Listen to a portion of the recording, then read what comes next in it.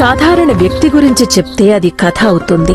కాని ఈ కథలో పరమాత్మ పాత్ర కలిసింది కనుక ఇది చరిత్ర అయ్యింది.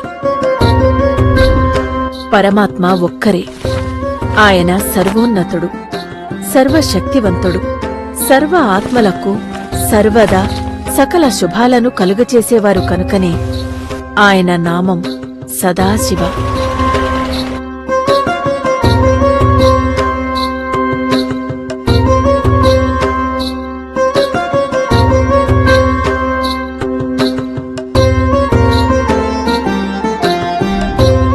ఎప్పుడైతే అధర్మం పెరుగుతుందో పరమాత్మ ఈ భూమిపై అవతరించి జ్ఞాన యోగాల ద్వారా పతిత ఆత్మను పావనంగా తయారు చేస్తారు.